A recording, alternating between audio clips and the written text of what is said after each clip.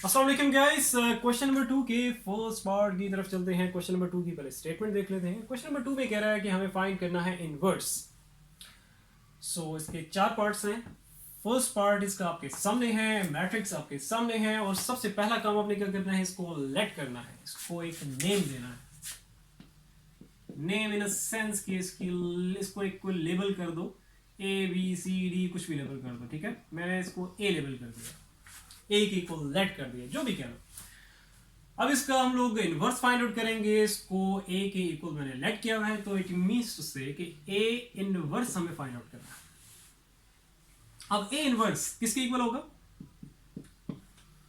A inverse equal होता है adjoint of A. Simple means इसका फॉर्मूला क्या होगा, तो फॉर्मूला आपके सामने है। कोई भी मैट्रिक्स हो, जस्ट लाइक बी सी कुछ भी हो, लेट्स सपोज अगर बी होता तो adjoint of B divided by determinant of B आ जाता। तो ये इसका फॉर्मूला है। इट मींस टू से कि जो इनवर्स होता है किसी भी मैट्रिक्स का, वो दो चीजों पे डिपेंड कर रहा होता है, एक एडजॉइंट पे और दूसरा इसके डिटरमिनेंट पे। लेकिन मैं उसको उल्टा पढ़ूंगा कि इनवर्स किसी भी मैट्रिक्स का दो चीजों पे डिपेंड कर रहा होता है। वो क्या? पहली चीज क्या, उसके डिटरमिनेंट पे, और दूसरी किस चीज पे, उसके एडजॉइंट पे। अब मैंने इसको उल्टा क्यों पढ़ा, इस प्रायोरिटी इसको क्यों दी डिटरमिनेंट को? वो इस वजह से कि आपने जब भी किसी भी मैट्रिक्स का अगर आपने इनवर्स फाइंड आउट करना है, तो सबसे पहला काम आपने इसका डिटरमिनेंट निकालना है, ना कि एडजॉइंट। वो इसलिए कि अगर इसका डिटरमिनेंट आ जाता है जीरो के इक्वल, तो वहीं पे आपने स्टॉप कर देना है और लिख देना है कि फर्दर सॉल्यूशन नॉट पॉसिबल, और आपने एडजॉइंट फिर नहीं निकालना, जो कि ज्यादातर बच्चों की ख्वाहिश होती है कि डिटरमिनेंट जो है वो जीरो के इक्वल आ जाए, ताकि आगे काम ना करना पड़े। तो सबसे पहला काम आपने क्या करना है, इसका डिटरमिनेंट निकालना। तो सबसे पहले डिटरमिनेंट निकाल लेते हैं,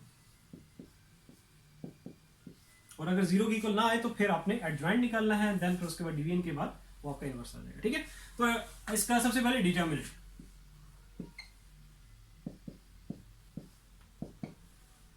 इसको इससे मल्टीप्लाई,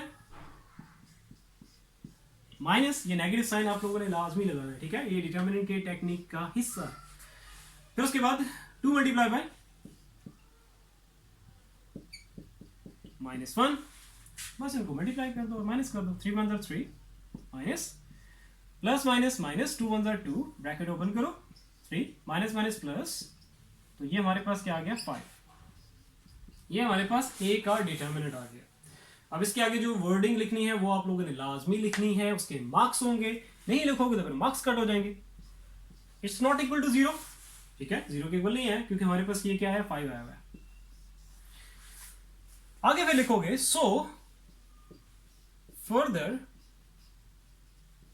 further solution possible,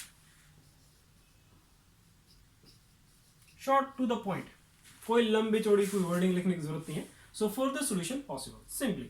और अगर ये जीरो की इक्वल आ जाता तो आप लोगों ने लिखना था so further solution not possible, simple, वहीं पे वापस स्टॉप कर देना था। लेकिन अभी इक्वल टू जीरो नहीं आया, 5 की इक्वल आया, इट मीन्स उसे अब हम लोग एडजॉइंट की तरफ चलेंगे, ठीक है। इसका ए का डिटरमिनेंट जो आया है उसको मैं यहाँ साइड पे लिख देता हूँ। अब देखिए इरेज करना है, और अब इसका फाइंड आउट करना है एडजॉइंट।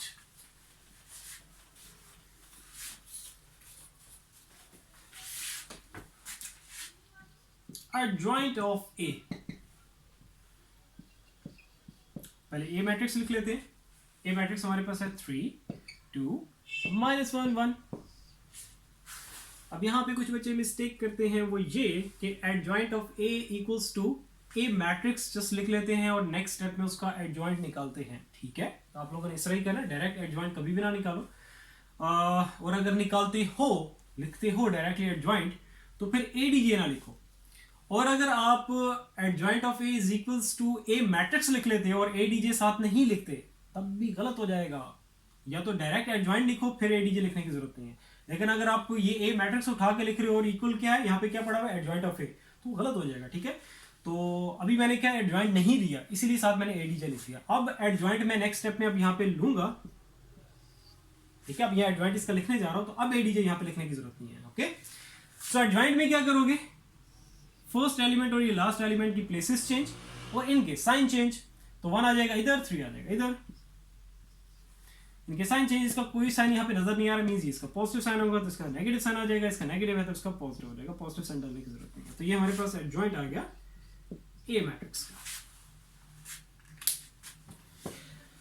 बस हमें इनवर्स के लिए दो चीज़ों की ज़रूरत थी, डिटर्मिनेंट और एडजॉइंट। दोनों चीज़ें आ गई हैं, यहाँ पे पुटिंग करनी है। इसको मैं कह देता हूँ ये इक्वेशन नंबर फर्स्ट है हमारी। बस पुटिंग करो और इनवर्स आ जाएगा। सो क्या लिखोगे यहाँ पे, वर्डिंग आप लोगों ने लिखनी है, putting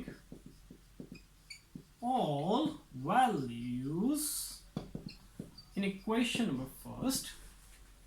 So A inverse is equals to, adjoint आपके सामने है, 1 minus 2 1 और 3। ये एडजॉइंट मैंने यहाँ पे लिख लिया है। अब इसको मैं अरेज कर देता हूँ। ठीक है, एडजॉइंट डिवाइडेड बाय डिटर्मिनेंट। तो डिटर्मिनेंट हमारे पास कितना आया था, 5 आया था।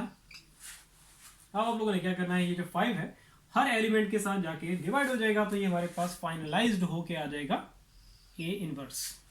तो ये आ जाएगा 1 divided by 5 minus 2 divided by 5 1 divided by 5 और 3 डिवाइडेड बाय 5।